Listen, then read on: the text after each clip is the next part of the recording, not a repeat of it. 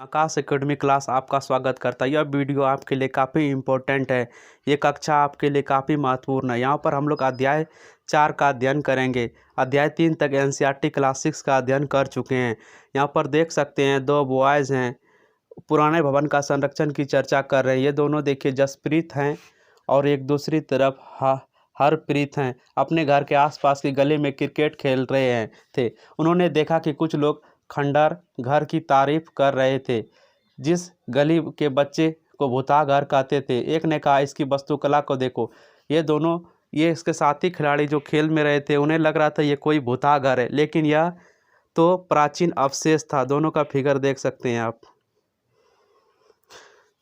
आइए उसका विस्तार से अध्ययन करते हैं। एक ने कहा, इसकी वास्तुकला को देखो, क्या आप कहीं लकड़ी पर इतनी सुंदर नक्शी देखी है? दूसरी महिला ने कहा, हमें मंत्री जी को पत्र लिखकर कहना चाहिए कि इस खूबसूरत घर को सुरक्षित करने के लिए इसकी मरम्मती कराने की व्यवस्था करे।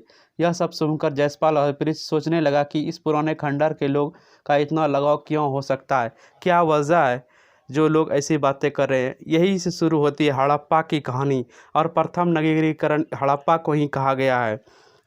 अक्सर पुरानी इमारतें अपनी कहानी बताती है। लगभग 150 वर्ष पहले जब पंजाब में पहली बार रेलवे लाइन बिछाई जा रही थी, तो इस काम में जुटे इंजीनियरों को अचानक हड़प्पा सभ्य पुरास्थल मिला, जो आधुनिक पाकिस्तान में है। उन्होंने सोचा कि यह स्थान ऐसा खंडर जहां से अच्छी ईंटें मिलेगी। यह सोचकर वे हड़प्पा के खंडरों से हजारों ईंटें उखाड़ ले गए। क्या पता उन्हें ये पुरानी सभ्यता है जिससे उन्होंने रेलवे लाइन बिछाई, जिससे कई इमारतें पूरी तरह नष्ट हो गई बर्बादी।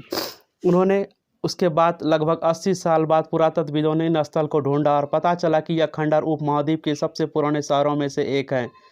हो गई बड़ी चूक।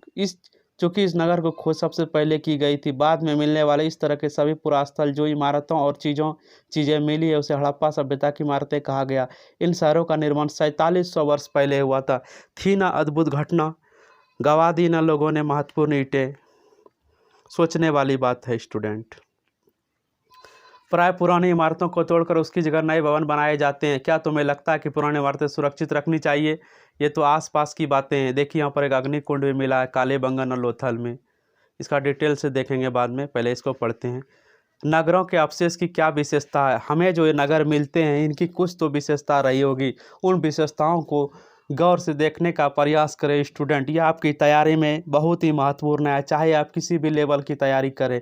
इन नगरों में से कई दो या उससे ज़्यादा हिस्सों में विभाजित किया गया है। प्राय पश्चिम भाग छोटा लेकिन ऊंचाई पर बना था, पूर्वी भाग बड़ा लेकिन निचले शहरों के इलाके। ऊंचाई वाले भागों को पुरातत्वविदों ने नगर दुर्ग नाम दे दिया और निचले वाले हिस्से का नगर कहा। नगर और नगर दुर्ग, ध्यान रखें, दो इंपॉर्टेंट फैक्ट है यहाँ पर। दोनों हिस्सों की चारदीवारी पक्की ईंटों की बनाई जाती थी। इन ईंटों पर इतनी अच्छी पकी थी कि हजारों साल बाद तक इनकी दीवारें खड़ी थी। दीवार बनने की ईंटों की चिकनाई इस तरह करते थे कि जिससे दीवार खूबसूरत बन और मजबूत हो सके। देखिए, कुछ नगरों को नगर दुर्ग में कुछ खास इमारतें बनाई गई थी, कुछ खास थी। मिसाल के तौर पर मोहनजोदड़ो में खास तालाब बनाया गया था, जिसे पुरातत्वविदों ने महान स्नानागार। इस तालाब को बनाने में ईंट प्लास्टर का इस्तेमाल किया था। इसमें पानी का रिसाव रोकने के लिए प्लास्टर से ऊपर चारकोल की परत चढ़ाई गई थी। इन सरोवर में दो तरफ से उतरने के लिए सीढ़ियां बनाई गई थी। चारों ओर कमरे बनाए गए थे। इसमें भरने के लिए पानी कुएं से निकाला जाता था। इसका उपयोग के बाद इसे खाली कर दिया जाता था। शायद यहाँ विशिष्ट नागरिक विशेष अवसरों पर स्नान करते थे। बताया जा रहा था कि धार्मिक विचार के भी लोग रहते थे। कालीबंगन लोथल से अन्य नगरों में से अग्निकुंड मिले हैं, जहाँ संभवतः यज्ञ किए जाते होंगे। यानी धार्मिक दृष्टि से भी यह नगर काफ़ी इंपॉर्टेंट है। हड़प्पा, मोहनजोदड़ो, लोथल जैसे कुछ बड़े नगरों के गृह भंडार मिले हैं। लोग अनाजों का भंडार करते थे। उन्हें डर लगता था कहीं अनाज ख़त्म ना हो जाए। एक इम्पोर्टेंट मैप है, बहुत ही इम्पोर्टेंट है, इसे गौर से देखें, जो बहुत सारे एग्जामों के लिए इम्पोर्टेंट है। देख सकते हैं यहाँ पर जो है, ये सिंधु नदी है, यहाँ पर ऐसे बह करके अरब सागर में गिर रही है। ये मोहनजोदड़ो एकदम सिंधु नदी के सीमाने पर है। पूछा जा सकता है सिंधु नदी किस साइड है, तो देख सकते हैं लेफ्ट हैंड से लेफ्ट साइड हो गया। ये सूतकोदा है। यहाँ पर झेलम, चेनाब, रावी आप सब पहले भी जान चुके हैं। यहाँ हड़प्पा स्थल मिला है। यहाँ राखीगढ़ी है। यहाँ कालीबंगन है जो गुजरात में है। यहाँ देख सकते हैं राखीगढ़ी, कालीबंगन है, चंदू दौड़ो है, धौलावीरा है, सुरकोतदा है, यहाँ पर लोथल है, लोथल भगवा नदी किनारे है। आप लोग को ये नदी और मैप भी याद करना बहुत ही ज़रूरी है। आगे देखते हैं। देखिए ये है मोहनजोदड़ो, ये है विशाल स्नानागार मोहनजोदड़ो के। कितनी भव्य इमारतें थी, भवन, नाले और सड़कें। इन नगरों के आमतौर पर 1 या 2 मंजिल होते थे। घर के आंगन के चारों ओर कमरे बनाए जाते। अधिकांश घरों में अलग अलग स्नानघर होता था।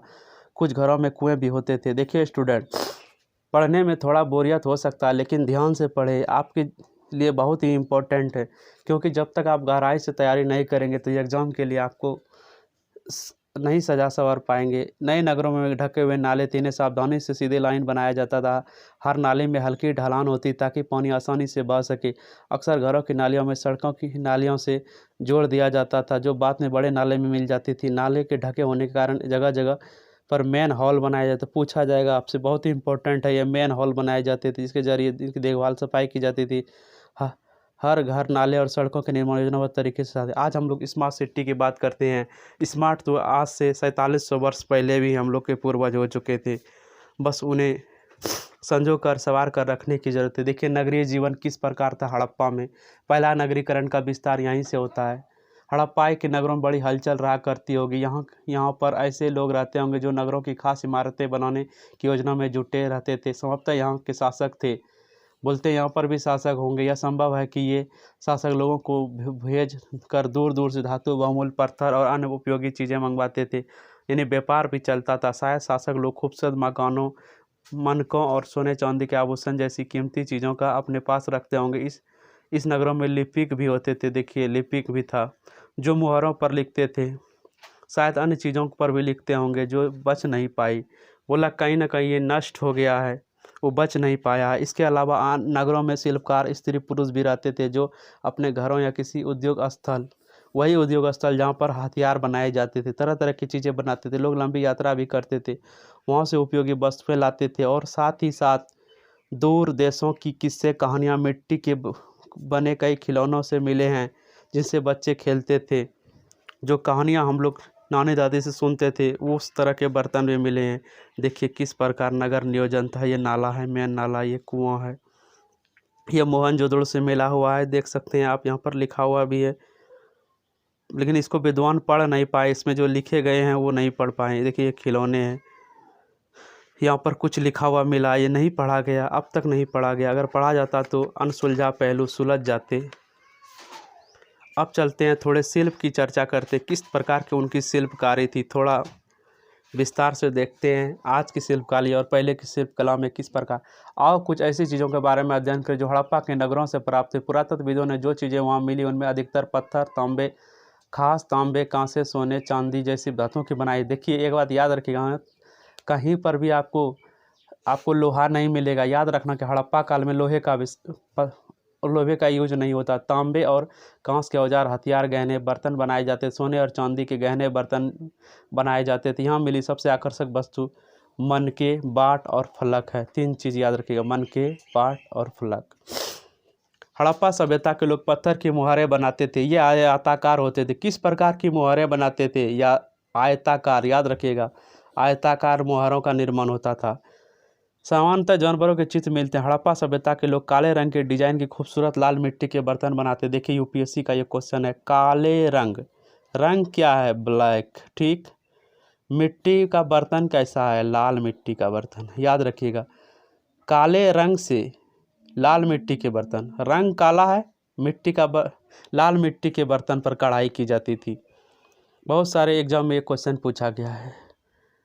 तुमने जिन गांव के बारे में पढ़ा, अध्याय 3 में हम लोग गांव के बारे में पढ़े, धातु का उपयोग होता था। क्या वे पत्थर के बाट से बनते थे? यहाँ पर इंपॉर्टेंट फैक्ट देख सकते हैं। संभवतः 4000 साल पहले मेहरगढ़ में कपास की खेती होती थी। पूछा जा सकता है, इंपॉर्टेंट फैक्ट स्टूडेंट ध्यान दें यहाँ पर, 7000 वर्ष पहले कपास की खेती का अवशेष मेहरगढ़ से प्राप्त हुआ है। इसे आप कहीं डायरी में नोट कर लें। मोहनजोदड़ो से कपड़े के टुकड़े के अवशेष, चांदी के फूलदान के ढक्कन और कुछ अन्य तांबे की वस्तुएं चिपके हुए मिले हैं। पक्की मिट्टी और फैंस से बनी तकलियां सूत कताई का संकेत मिलता है। यहाँ पर देख सकते हैं, बहुत ही इंपॉर्टेंट फैक्ट है। पत्थर के बाट को देखो, कितना ध्यान से उपयुक्त तरीके से इस बाट को बनाया गया। कई चाट पत्थर के बनाए जाते हैं जिन्हें शायद बहुमूल्य पत्थर था।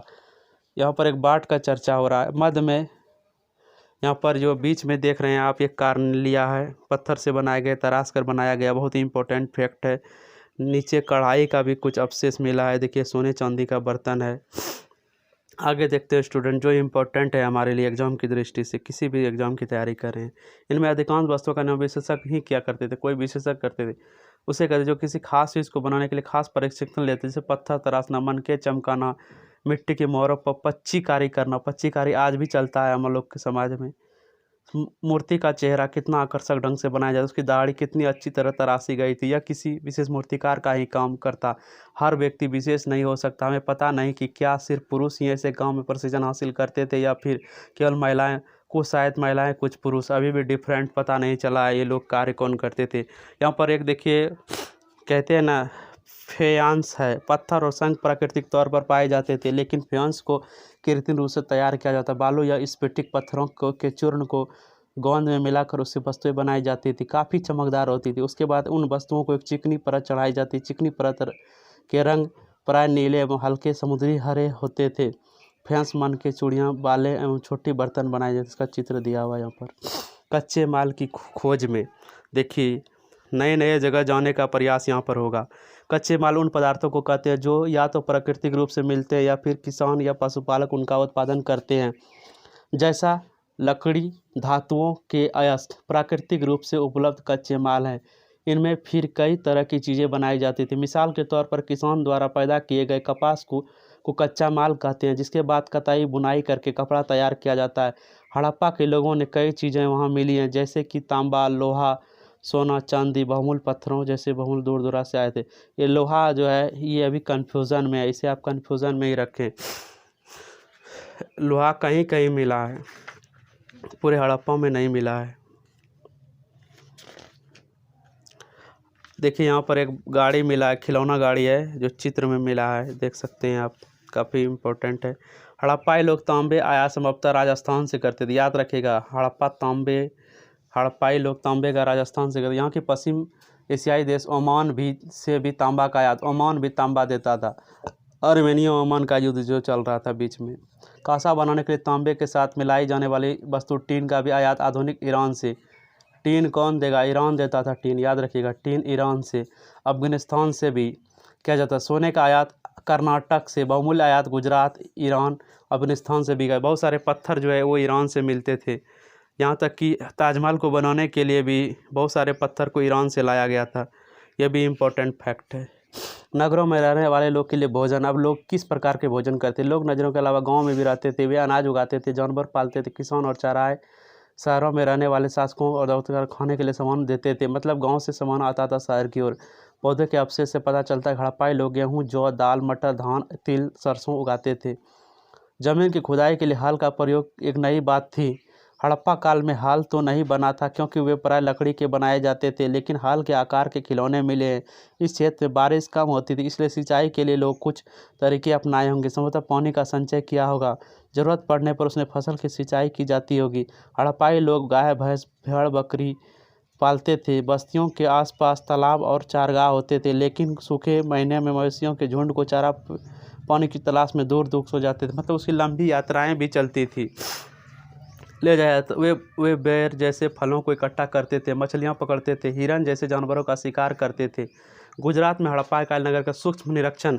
आइए गुजरात को देखते हैं। बहुत ही इंपॉर्टेंट फैक्ट है जो गुजरात में हड़प्पा काल के अवशेष मिले हैं।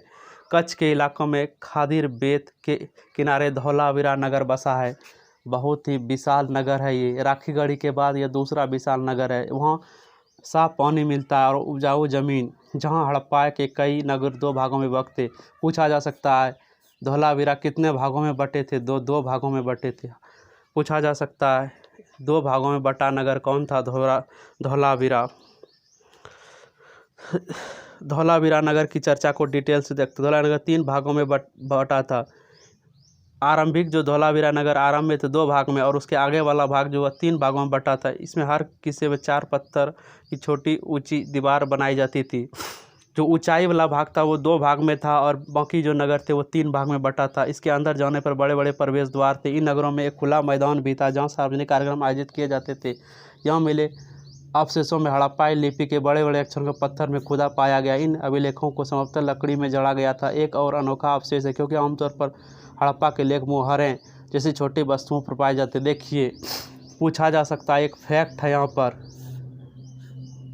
लकड़ी के मुहर कहाँ मिला है? लकड़ी के मुहर है तो बताइएगा आप, धौलावीरा में मिला है। गुजरात की खंभात की खाड़ी काफ़ी दलदल भूमि है। ये मिलने वाली साबरमती की एक उपनदी के किनारे बसा लोथल नगर ऐसा बसा था जहाँ कीमती पत्थर जैसे कच्चा माल आसानी से मिल जाता था। यह पत्थरों संग धातुओं के बनाई जाती चीज़ों का एक महत्वपूर्ण केंद्र था। इस नगर में एक भंडार गृह भी था। इस भंडार गृह में कई मुहरें और मुद्रांकन मुहरबंदी गीली मिट्टी के दबाने के से बनी छाप मिली है। ये देखिए लोथल है, लोथल का ये तालाब है। कभी जो है ये हड़प्पा काल के लिए ये जो था गोदी बोलते हैं, जहाँ पर जहाज आके रुकता है। पहले यह पानी से भरा हुआ एरिया था, अभी सूख गया है। यहाँ पर एक इमारत मिली है जहाँ संभवतः मनके बनाने का काम होता था। आपको पूछा जा सकता है कि मनके बनाने के कारखाने कहाँ से मिले हैं, तो याद रखिएगा लोथल से मिले हैं। पत्थर के टुकड़े अध बने मनके बनाने के उपकरण जैसे तैयार मनके यहाँ मिले हैं। मुद्रांकन में मुहरबंदी, मुहरों का प्रयोग सामान से भरे डिब्बे या थैले के चिन्हित करने के लिए किया जाता था, जिसमें एक जगह से दूसरी जगह भेजा जाता था। थैले को बंद करने के बाद उसे मुहरों पर गीली मिट्टी लोप दी जाती थी। मुहरों की छाप मुँहबंदी कहते थे। मुहर पर छाप होता था तो उसमें मुँहबंदी कहा जाता। अगर यह छाप टूटी नहीं हुई तो यह साबित हो जाता था कि सामान के साथ छेड़छाड़ नहीं हुआ। देखिए, सुरक्षा का भी ध्यान रखा जाता था। अब अंत में हम लोग पढ़ेंगे आखिर यह सभ्यता इतनी डेवलप थी तो यह आगे क्यों नहीं चली, क्या कारण हुआ ये नष्ट हो गया। सभ्यता के अंत का रहस्य देखेंगे। यहाँ पर लगभग 3900 वर्ष पहले एक बड़ा बदलाव देखने को मिलता है। पुरातत्वविदों ने इस बात की खोज की, क्या पता किया कि 3900 वर्ष पहले घटनाएं घटती है। अचानक लोग अब नगरों को छोड़ने लगे। क्या वजह हुआ जो नगरों को छोड़ने लगे? लेखन मुहर बाटों का प्रयोग बंद हो गया। दूर से कच्चे माल का आयात काफ़ी कम हो गया। मोहनजोदड़ो में सड़कें पर कचरे के ढेर बनने लगे। जल निकासी प्रणाली नष्ट हो गई। सड़कों की पर ही झुग्गी नुमा घर बनाए जाने लगे। हो सकता है आबादी बढ़ गया हो। यह सब क्यों हुआ कुछ पता नहीं। कुछ विद्वानों का कहना है कि नदियाँ सूख गई थी, अन्य का कहना है कि जंगलों का विनाश हो गया। ये फैक्ट है कि हड़प्पा नगर का विनाश कैसे हो रहा है। एक तर्क दे रहे हैं नदियाँ सूख गई। इसका कारण यह भी हो सकता है कि ईंट पकाने की ईंधन की ज़रूरत पड़ती थी। इसके अलावा मवेशियों के बड़े बड़े झुंड को चारा और घास वाले मैदान समाप्त हो गए। कुछ इलाकों में बाढ़ आ गए। हाँ, यह इम्पोर्टेंट फैक्ट है। माना जाता है कि हड़प्पा सभ्यता बाढ़ के कारण ही नष्ट हुई है, लेकिन इन कारणों से स्पष्ट नहीं हो पाता कि सभी नगरों का अंत कैसे हो गया। अगर बाढ़ आएगा तो किसी एक एरिया में आएगा, पूरा एरिया कैसे डूबेगा? क्योंकि बाढ़ नदियाँ सूखे का असर कुछ ही इलाके में हुआ होता है। ऐसा लगता है कि शासकों का नियंत्रण समाप्त हो गया। अगर शासक का नियंत्रण समाप्त होगा तो क्या पूरी सभ्यता नष्ट हो जाएगी? जो भी हुआ वो परिवर्तन अक्सर बिल्कुल साफ दिखाई देता है। आधुनिक पाकिस्तान के सिंधु पंजाब की बस्तियां उजड़ गई। कई लोग पूर्व और दक्षिण इलाकों में नई छोटी बस्तियों में जाकर बसने लगे। कुछ लोग बोलते हैं आर्यों का आक्रमण हुआ। पुरंदर शब्द का जो हम लोग अध्ययन करते हैं, पुरंदर का अर्थ होता है नष्ट करने वाला। इसके लगभग 1452 नए नगरों का विकास हो। इसके बारे में अध्याय 6 और 9 में पढ़ेंगे। बताया जा रहा है कि आप अध्याय 4 जो पढ़े हैं अभी, ये सिंधु सभ्यता से रिलेटेड पढ़ें। यहाँ पर देख सकते हैं एक बहुत ही इम्पोर्टेंट, बहुत ही मानव के द्वारा बनाया गया एक बेहतरीन चीज़ है।